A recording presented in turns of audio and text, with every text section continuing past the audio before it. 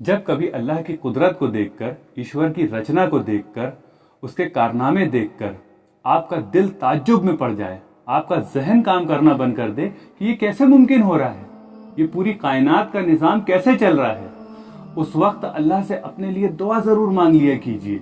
अपने गुनाहों को याद करके या अपनी जरूरतों को याद करके अल्लाह से दुआ जरूर मांग लीजिए, क्योंकि ये दुआओं की कबूलियत का वक्त होता है और हमें पता ही नहीं होता। क्यों होता है ये दुआओं की कबूलियत का वक्त? क्योंकि इस वक्त अल्लाह की अजमत से आपका दिल भरा हुआ होता है और अल्लाह की रहमत आपके करीब होती है। ऐसे वक्त में जब आप दुआएं मांगेंगे तो आपकी दुआ जरूर ब जरूर इंशाअल्लाह कबूल होगी। और ये मैं इस दावे के साथ कैसे कह रहा हूं? क्योंकि ये तरीका कुरान से साबित है। ये आयत जो अभी हमने पढ़ी, इसमें क्या पैगाम मिला हमको? एक खबर है, लेकिन उस खबर में एक पैगाम छुपा हुआ है जिस पर हम अक्सर गौर नहीं करते। क्या खबर है? कुल्लमा दखला अलैहा ज़करिया महराब वजदा इंदहा रिज़्क़ा, कि जब कभी ज़करिया अलैहिस्सलाम महराब में दाखिल होते थे, मरियम अलैहिस्सलाम के पास जाते थे, वो उनके पास रिस्क पाते थे। और वो रिस्क ऐसे होते थे कि ज़करिया अलैहिस्सलाम की शान व गुमान के बाहर होता था कि ऐसा रिस्क अल्लाह ताला इस लड़की को कैसे अता कर रहा है, कैसे इस लड़की को ऐसे ऐसे रिस्क से नवाज रहा है। वो हैरत ज़दा हो जाते थे अल्लाह की कुदरत को देखकर और उनसे सवाल करते थे। क्या सवाल करते थे? काला या मरियम अन्ना लकी हाजा, कि ऐ मरियम ये तेरे पास कहां से आया? मरियम अलैहिस्सलाम क्या जवाब देती हैं? कालत हुआ मिन इंदिल्लाह, ये मेरे अल्लाह की तरफ से आया।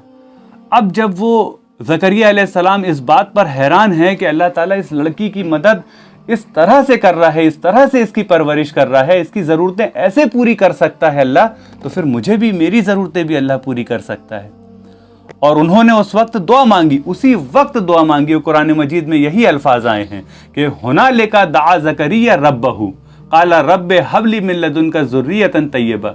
उसी वक्त ज़करिया ने उसी जगह दुआ की कि ए रब, ए मेरे खुदा, मुझे औलाद अता फरमा, तैयब औलाद अता फरमा, एक तैयब नस्ल अता फरमा। और अल्लाह ताला ने उनकी दुआ कबूल की। हम सब जानते हैं कि ज़करिया अलैहिस्सलाम अपनी बड़ी उम्र को पहुंच गए थे और उनकी बीवी के बारे में भी हमें अच्छी तरह से पता है कि औलाद का जन्ना उनके लिए बड़ा मुश्किल था। अल्लाह के लिए ये चीज़ें कोई मायने नहीं रखती। जब वो किसी काम को करने का इरादा करता है तो कहता फ़यकूलु लहू कुन फ़यकून, कि हो जा, वो हो जाता है। अब ज़करिया अलैहिस्सलाम को बशारत मिली उस दुआ की वजह से। क्या बशारत मिली? एक नेक औलाद की। अल्लाह ताला ने इस बड़े खूबसूरत अल्फाज में ज़करिया अलैहिस्सलाम के पास बशारत पहुंचाई कि तुझे यहया की यकीनी खुशखबरी देता है अल्लाह। फरिश्तों के ज़रिए से ये बात पहुंची। और जो अल्लाह ताला के कलमे की तस्दीक करने वाला होगा, सरदार होगा, नफ्स पर काबू पाने वाला होगा और नबियों में से होगा, मिनस सालिहीन में से होगा। तो अब देखिए आप कि अल्लाह ने दुआ कबूल की और दुआ कबूल के साथ साथ कैसी औलाद दी। एक नबी से नवाजा अल्लाह ने ज़करिया अलैहिस्सलाम को, यहया अलैहिस्सलाम से नवाजा।